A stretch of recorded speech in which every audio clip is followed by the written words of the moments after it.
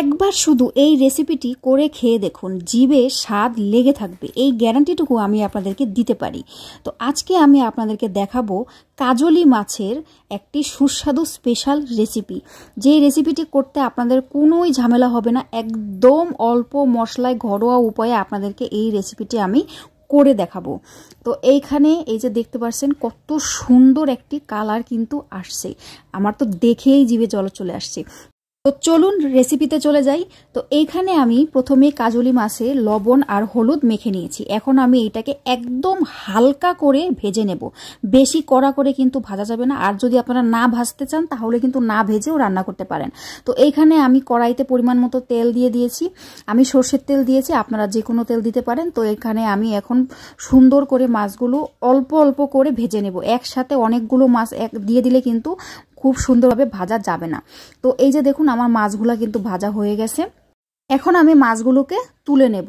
তো এই যে আমার মাছ ভাজাগুলো হয়ে গেছে, আমি অল্প অল্প করে সুন্দর করে মাছগুলো ভেজে নিয়েছি। তো এখন আমি আপনাদেরকে দেখাবো একটা মশলা তৈরি করি। এই মশলাটাই হচ্ছে এটার মেন। তো এখানে আমি ব্লেন্ডারের জারের মধ্যে সর্ষে দিয়ে দিয়েছি, লবণ দিয়েছি, আর একটা পেঁয়াজ, তারপর পরিমাণ মতো জল দিয়েছি, আর দিয়েছি হচ্ছে এখানে টমেটো। তো এবার আমি এটাকে পেস্ট করে নিয়েছি, আর কড়াইতে আমি এখানে তেল দিয়ে দিয়েছি, সেই মাছ ভাজা তেলটাই। তো তারপর এখানে কালো জিরা ফোড়ন দিয়ে দিয়েছি, আর এই যে মশলা পেস্টটা এবার আমি এই তেলের মধ্যে দিয়ে দেব। আর দিয়ে দেব এইখানে ব্লেন্ডারের জাগটাই ধুয়ে আমি সুন্দর করে এখানে একটু জল দিয়ে দেব মশলাটা কষানোর জন্যে। তারপরে দেব হলুদ গুঁড়া আর দেব মরিচের গুঁড়া। তো আপনারা যদি কাঁচামরিচ দিয়ে থাকেন তাহলে আর মরিচের গুঁড়া দেওয়ার প্রয়োজন নাই, আর যার পছন্দ মতো সেটা আপনারা দিতে পারেন। তো এইবার আমি মশলাটাকে খুব সুন্দর করে কষিয়ে নেব। এই যে দেখুন আমার মশলাটা কি সুন্দর করে কষানো হয়ে গেছে, একদম তেল ছেড়ে দিয়েছে। তো এইভাবে আমি আরেকটু পরিমাণ কষিয়ে নেব। এইবার যত ভালো মতন কষানো যায় ততই কিন্তু মাছটা খুব টেস্ট হবে। তো এইবার আমি এটাকে আরেকটু পরিমাণ কিন্তু কষিয়ে নেব। এই যে আমার আরও একবার এটাকে কষানো হয়ে গেছে। এখন আমি এটাতে দিয়ে দেব ঝোল, যতখানি রাখতে চাই ততখানি পরিমাণ জল।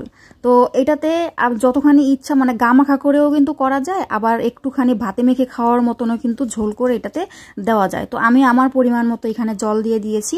এইবার এটাকে সুন্দর করে ফুটতে দেব। তো এই যে সুন্দর করে ফুটে উঠছে, এখন আমি এখানে ভেজে রাখা মাছগুলো কিন্তু দিয়ে দেব। এইবার মাছগুলো দেওয়ার পরে কিছুক্ষণ রান্না করলেই কিন্তু আমার এই কাজলি মাছের স্পেশাল রেসিপি কিন্তু রেডি। তো এই যে দেখতে পাচ্ছেন কি সুন্দর হয়েছে দেখতে। তো আমার মাছটা একদম রেডি হয়ে গেছে, মাছটা কিন্তু একদম রেডি হয়ে গেছে। তো এইবার আমি শুধু নামানোর আগে একটু কাঁচা সর্ষের তেল দিয়ে দেব, এতে কিন্তু টেস্টটা আরও দ্বিগুণ পরিমাণে বেড়ে যাবে। তো এটাকে আমি একটু মিশিয়ে নিচ্ছি। তো এইবার আমি এটাকে নামিয়ে নেব। তো আমার এই যে মাছটা একদম রেডি হয়ে গেছে, কি সুন্দর দেখতে হয়েছে, এটা গরম গরম ভাতের সাথে অসাধারণ টেস্ট। কাজলি মাছের টেস্ট তো এমনিই ভালো, আর এইভাবে যদি একবার আপনারা রান্না করতে পারেন তাহলে দেখবেন যে খাবে সেই শুধু বলবে আহ কি স্বাদ, একদম আঙ্গুল চেটেপুটে খাওয়ার মতন কিন্তু একটি রেসিপি। তো এই রেসিপিটি একবার আপনারা বাসায় করে খাবেন গরম গরম ভাতের সাথে, অসাধারণ টেস্ট। তো আজকের মতন আমি এখানেই বিদায় নিচ্ছি। সবাই সুস্থ থাকবেন, ভালো থাকবেন, আর ভালো লাগলে অবশ্যই লাইক করে দেবেন, শেয়ার করে দেবেন এবং কমেন্ট করবেন। তো সবাইকে টাটা।